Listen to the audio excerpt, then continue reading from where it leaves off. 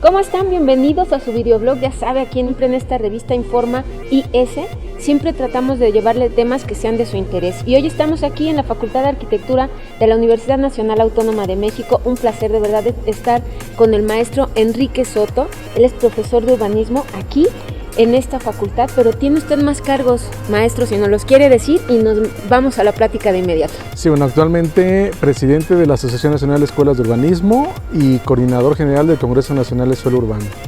Importante saber esto, les voy a decir por qué. Porque vamos a hablar de la construcción desmedida y ellos son los que nos podrían orientar, por supuesto, a las instituciones de nuestro país y a nosotros como ciudadanos, de las complicaciones que está habiendo y de lo que se pudo haber prevenido. Desafortunadamente, no en todos los casos se les consulta. Y esta ciudad y otras ciudades del país, muchas, están fuera de control. ¿Qué nos está pasando con estas construcciones? Bueno, mira, un dato muy concreto que te voy a dar es que en los últimos años todas las ciudades en el país se han expandido de manera muy importante y esto ha venido generando grandes inversiones públicas que se han ocupado poco, ¿no? Carreteras, puentes, se han expandido las ciudades, hemos hecho infraestructura de agua, de electricidad, etcétera, etcétera, pero que han sido con una densidad muy baja. Y no solamente esto afecta el tema de las finanzas de los gobiernos locales, de las finanzas públicas, sino también está muy relacionado con el tema ambiental, ¿no? Es decir, entre más lejos vivamos, nos movemos más, contaminamos más, ¿no? Entonces, se tienen que elegir las zonas. Vámonos a la Ciudad de México primero, que es donde estamos, y que pareciera que es la que tiene todos los problemas, aunque no sea así, ¿no? Está Guadalajara, está Monterrey, por mencionar algunas que tienen estas problemáticas. ¿Qué pasa aquí en la Ciudad de México? Lo que sucede es que se paga para que estos permisos salgan, porque vemos que hay edificios por todos lados, en delegaciones donde te dicen que ya no hay agua. Bueno, es muy importante, la planeación urbana en México ha existido desde hace 35, 40 años, de manera institucional. ¿Hay planeación urbana? Hay planeación urbana en planes, sin embargo son programas, son documentos que muchas veces se implementan por los propios gobiernos. En medio de todo esto, los planes de desarrollo urbano, lo que buscan es regular dónde se puede construir, dónde no se puede construir, cómo se debe de construir. Sin embargo, muchas veces los propios gobiernos, los gobiernos locales, en muchos casos el uso de suelo, las licencias, es una facultad de los gobiernos locales, pero sobre todo los municipios, en el caso del Distrito Federal, del gobierno central junto con las delegaciones. Lo que buscan son regular dónde se puede construir y cómo. Sin embargo, esta forma de decir dónde y cómo muchas veces no a todos les conviene, particularmente aquellos promotores que buscan una mayor rentabilidad, comprar suelo muy barato, y el suelo barato lo van a encontrar en las afueras de las ciudades, muy alejado de las ciudades, sin servicios de embrello. Van a buscar construir y después le van a exigir a los gobiernos locales que inviertan en carreteras, en infraestructura, para poder llevarles todos los servicios. Es en el caso de... Estamos al revés en muchas ocasiones, ¿no? Es decir, a diferencia de otras ciudades en el mundo, en nuestras ciudades mexicanas, primero se desarrollan los desarrollos inmobiliarios y después vemos dónde va a quedar la escuela, dónde va a quedar la biblioteca, dónde van a quedar las calles, cómo meter el transporte público. Es decir, en ese sentido ha faltado mucho fortalecer las capacidades de los gobiernos, la presencia de los gobiernos desde el nivel federal hasta el nivel local, municipales, para poder ordenar el territorio. Nos vamos a quedar con esto porque vamos a hacer el corte de nuestro primer bloque, pero regresando, si nos quieres platicar las complicaciones que ya estamos viviendo. Claro, hicimos un video del cambio climático y de toda esta cuestión, pero hay más aparte del cambio climático, que es importantísimo. Regresando, ¿nos platicas de esto? Claro que sí. Vámonos al corte y regresamos.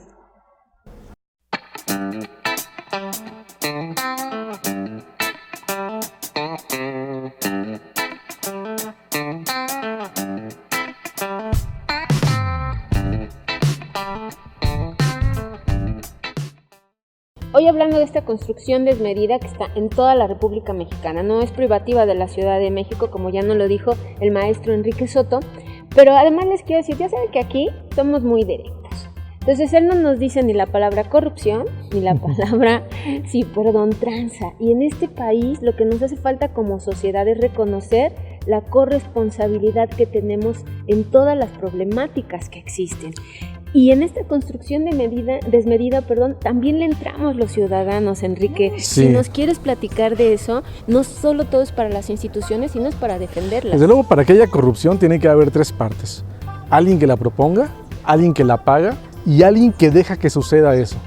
Y en ese alguien que deja que suceda eso, desde luego estamos todos los ciudadanos. Es decir, si siempre nos quejamos y no denunciamos, no vamos a los canales, hay que decirlo, a los pocos canales que nos dan los gobiernos para también poder denunciar. O sea, hay que aprovechar los pocos que tenemos y hay que exigir que se puedan incrementar y hay que exigir cambios también. Yo no conozco un solo presidente municipal que en ese momento haya sido castigado porque cambió el uso de suelo el último día de su mandato, junto con todos los del cabildo. Y esa es una práctica que sucede prácticamente cada 3 años, ¿no? O sea, los programas de desarrollo urbano buscan proyectos de largo plazo, mientras que los políticos que deben implementarlos ven el corto plazo, ¿no? O sea, ellos ya están pensando en ver hacia dónde se van a mover más adelante. Sí, es como un escalafón y de ahí para dónde me voy. Y ordenar las ciudades o hacer bien las cosas son proyectos de largo plazo.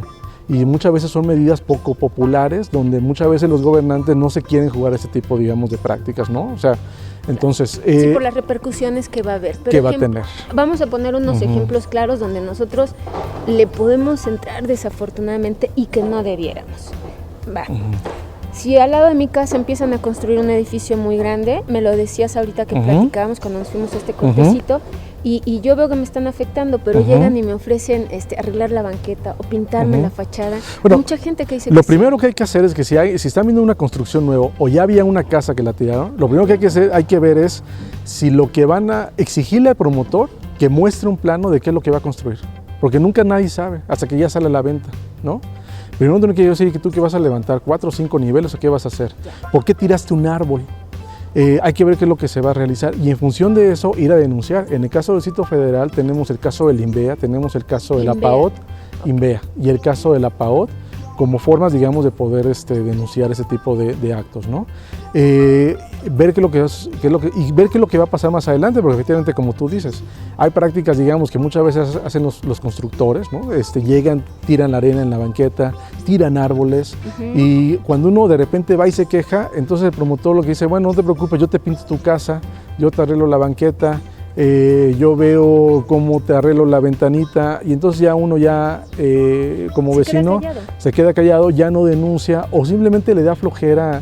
Uno puede denunciar hasta por internet ya, o sea, hay que aprovechar canales, alguien se nos puede tomar mucho tiempo, hay que organizarse también.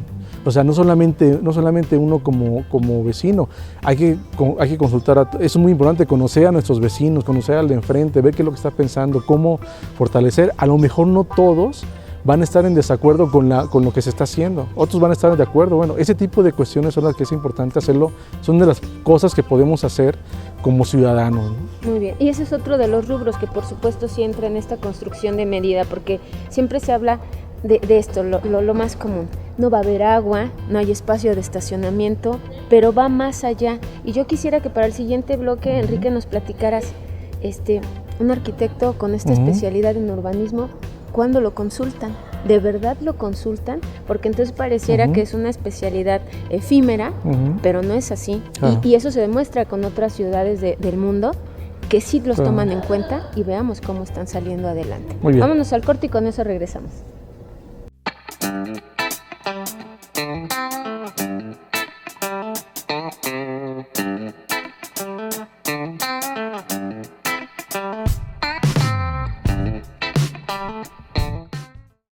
Bueno, pues ya estamos por finalizar el videoblog del día de hoy, Construcción Desmedida, es lo que estamos platicando con Enrique Soto, maestro de aquí de la Facultad de Arquitectura, especialista en urbanismo, y no me río de la especialidad, claro, es con mucho respeto. Claro. Lo que pareciera es que las autoridades de nuestro país no han descubierto que existe esta especialidad, y ustedes podrían apoyarnos para que no se estuvieran haciendo las cosas al revés. Bueno, desde luego que ha habido mucha vinculación de estos segmentos, digamos, de urbanistas, planificadores, arquitectos con especialidad en urbanismo, con autoridades, digamos, para desarrollo de programas de desarrollo urbano, programas de ordenamiento territorial, pero se quedan cuáles? Solamente... Un ejemplo, hace 3-4 años, a través de la licenciatura en urbanismo de la UNAM, desarrollamos los lineamientos del artículo 73 de la Ley de Vivienda, que lo que buscaba este artículo era regular la localización de los conjuntos de vivienda que cada vez están más lejos de las ciudades.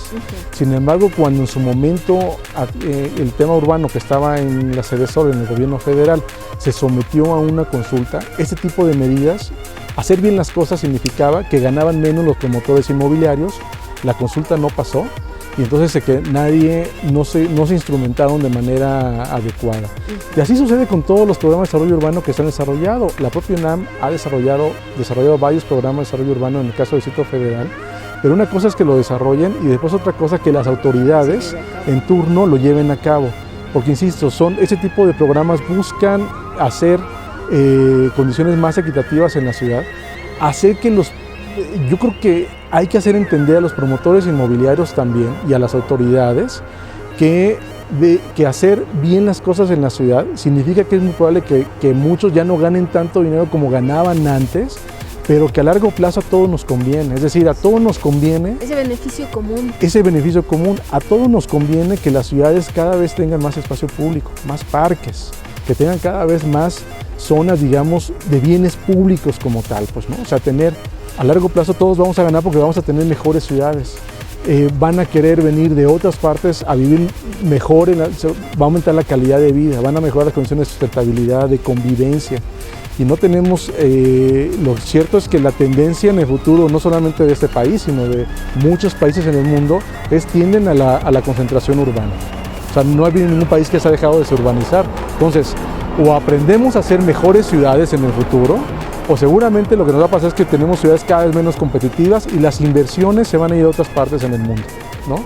Es decir, esas grandes... cuestión económica, ¿no? Tiene que ver con un tema de cuestión económica, de tema de calidad de vida. Hay que recordar que ahora casi cada 8 de cada 10 mexicanos vivimos en las ciudades. Entonces, lo que hagamos o no hagamos en las ciudades va a tener mucho que ver con la calidad de vida de este país. Por último, Enrique, para que nos dejes un buen sabor de boca, ¿se puede hacer algo todavía para que las ciudades cambien, para tener una mejor ciudad como esta en la que vivimos? Sí, desde luego que sí. Todas las ciudades en nuestro país se están expandiendo, están creciendo, están cambiando, están volteando a ver las zonas centrales de las ciudades, los centros históricos, y es una oportunidad muy importante para rescatar el tema urbano.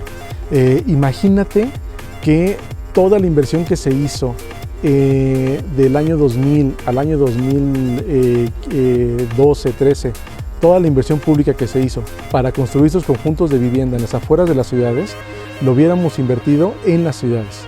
Seguramente hubiéramos tenido otro tipo de ciudades. Es decir, perdimos una oportunidad de oro para el país, donde se juntaron gobiernos estatales, el gobierno federal, promotores inmobiliarios, se juntaron para hacer ciudades, y en lugar de rescatar lo que ya teníamos, se construyeron nuevas ciudades alejadas de los grandes centros de población, ¿no? O sea, de donde estaba la economía, donde estaba, digamos, y hemos hecho ciudades cada vez menos competitivas. Eso lo demuestran ya estudios como el INCO u otro tipo de instituciones que señalan que a nivel global, incluso a nivel regional de la región de América Latina, las ciudades mexicanas han perdido competitividad frente a otras como Bogotá, como Curitiba, como Río de Janeiro. Esas que son las complicaciones de las que no se habla, y por supuesto esto que menciona Enrique, que es muy importante, la cuestión de estas construcciones, de estas casas que ahora se denominan fantasma, porque nadie vive allá, pero utilizaron el crédito estos trabajadores de Fobiste, de Infonavit, y no las están habitando, y ese es un grave problema que también lo vamos a abordar aquí, por supuesto. Así que ustedes, cuando entren a ver este videoblog, díganos, ¿les gusta ese tema? Pues rapidísimo lo tratamos, y si Enrique quiere, pues también con él venimos aquí. Encantado, desde luego. Te agradecemos muchísimo. Gracias a todos ustedes. Soy Nora Saldaña. Construcción de medida fue el tema del día de hoy. El maestro Enrique Soto. Agradecemos a la Universidad Nacional Autónoma de México que nos hayan permitido estar en estas lindas instalaciones de la Facultad de Arquitectura. Y por supuesto, ya lo saben, mi Twitter, @NoraEnergía, entren ahí, díganme todo lo que les gusta, lo que no les gusta, no somos tan sentimentales, así que también las críticas, de verdad que también las leemos y de eso aprendemos. Y también tenemos nuestra página www.revistainformais.com, tenemos el Twitter @informaidea y el Facebook informa.ideasegura. Hasta la próxima.